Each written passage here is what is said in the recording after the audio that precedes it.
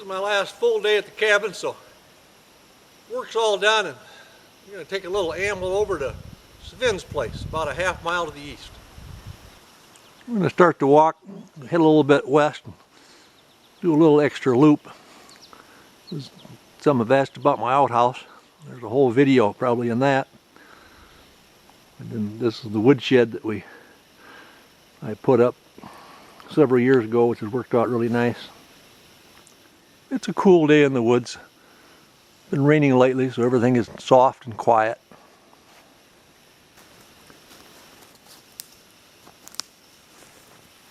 Footsteps hardly make a sound.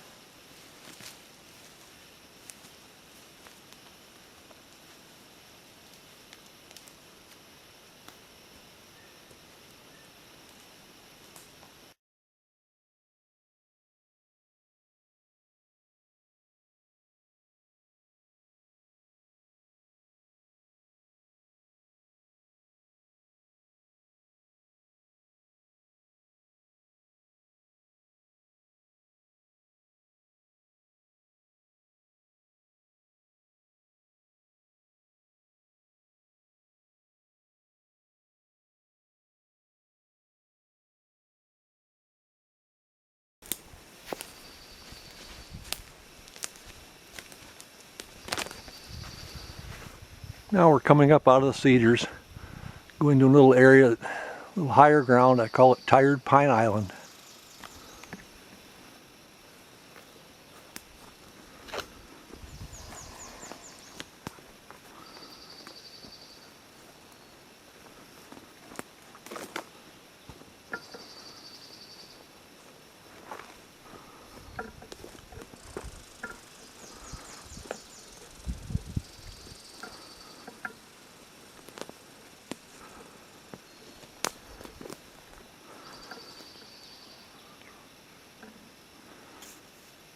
These structures are barricades I put up and transplanted white pine into them to protect them from the deer and the rabbits.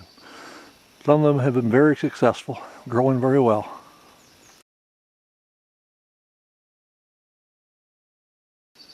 Tired Pine Island is also home to this special throne.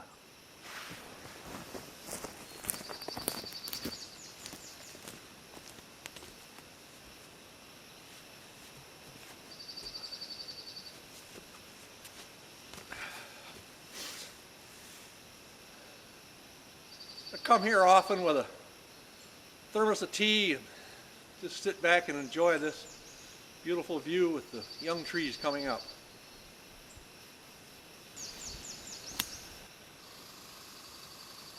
Some of the trees have done very well, others not so good. I think this tree is being killed by what's called blister rust. You need currant plants like gooseberry to be in the area because it has to come from that type of a plant to the white pine tree. But it's a real problem in trying to get some trees going. This ancient cedar fell across one of my structures to protect the white pine, so I had to cut it up into pieces, and it'll just make some corduroy for some of the wet spots in my trail. I call it a trail, but take that term pretty loosely. Mostly I just go along and I break off the little branches so I don't put an eye out when I'm walking through the woods.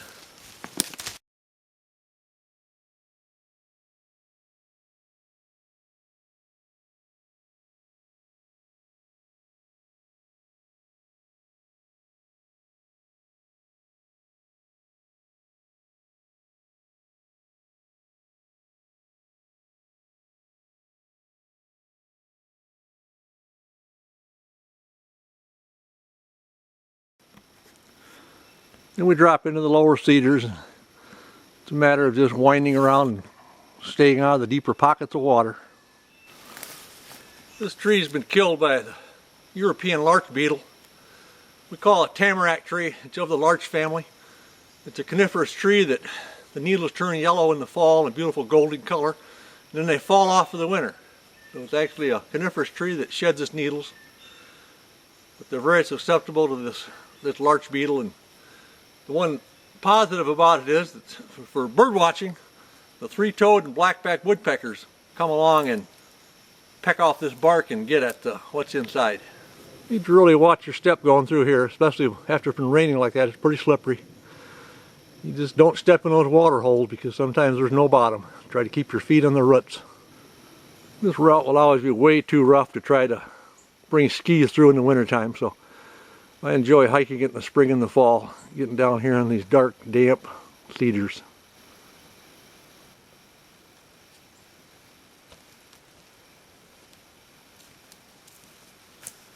Kind of have to use your imagination sometime to stay on the high trail. As we near Svens old homestead, land gets a little higher. It's still cedar trees, but with the lack of understory, there's a lot of calypso orchids poking their heads up around out of this sphagnum moss.